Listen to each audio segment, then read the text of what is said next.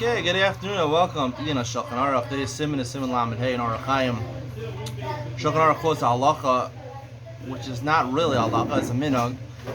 The Mishnah Berurah explained Ish Mipi Ish that the sofer knew every sofer when you become a sofer stam, you get this Kabbalah that you're supposed to write the Shel Yad has to be 7 lines and the Shel Rosh 4 lines. So I guess you have to make the lines longer, more words on a line. So the Mishnah Berurah brings a case. Let's say you have a piece of parchment, that's all you have, and it's a very small piece of parchment. Is it better to mekayim this halacha or this minhag, or is it better to make sure, right, to write, you have, let's say you want to write on 7 lines, but if you're going to write it on 7 lines, he also brings the Mishnah Berurah that there's a minhag also to write to start each line with a certain letter. So if you're going to do that, and you're going to only want to do it in 7 lines, you're going to end up writing very small, the ksav.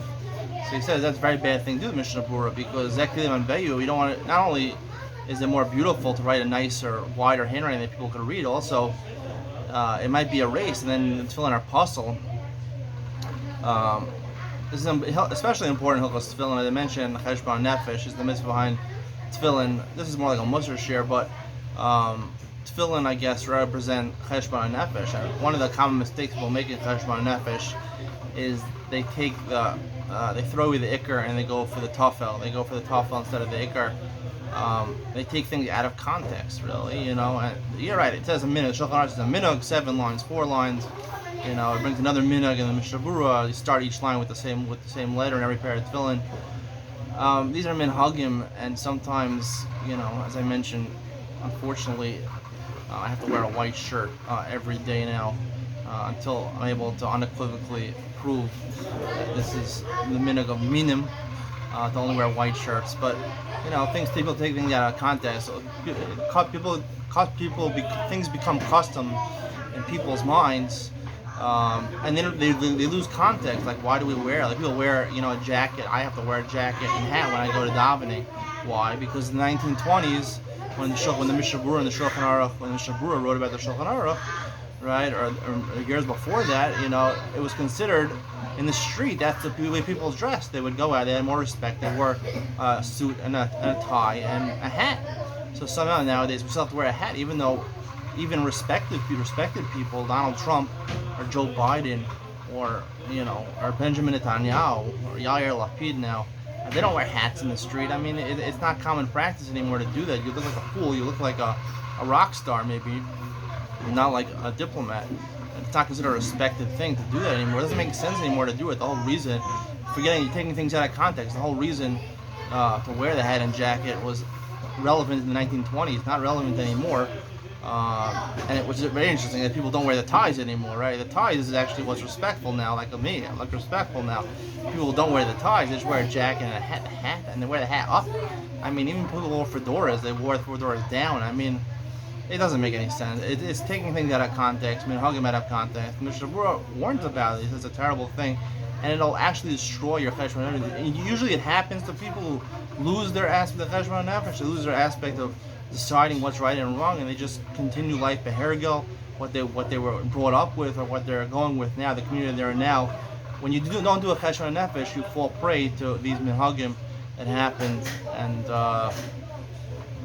my sister-in-law had a baby. We're talking about the names, nothing to do with her name that she gave to the baby, but I was just thinking about it. There's a minhag, not in the Ashkenaz minhag, not to name a child after a parent that's still alive. After a person that's still alive, you should name it after someone who's dead. Not it's far to name it after someone who's alive.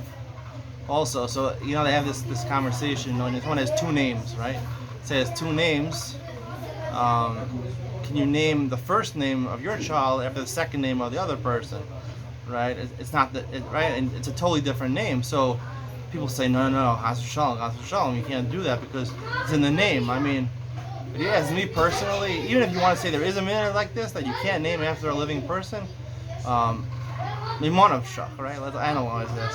If the double name of the first person is really one long name, so then obviously if it's the second name is the end of the first name and it's the beginning of the second name, it's obviously a different name. And if you say it's a first name and a middle name, so then obviously the first name of both people are different, right? One's a middle name, one's a first name. So I'm not shocking out a problem with this. Another example of people take things out of context.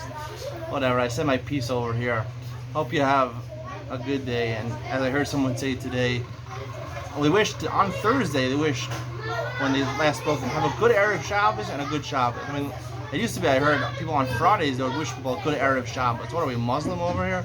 Wishing people a good Erev Shabbos? I mean, Friday is a day, the Sabbath for the Muslims. I mean, when did it become Erev Shabbos, become a holiday? I don't know. To the point now, people even on Thursday are making sure to wish people a good Erev Shabbos and a good Shabbos.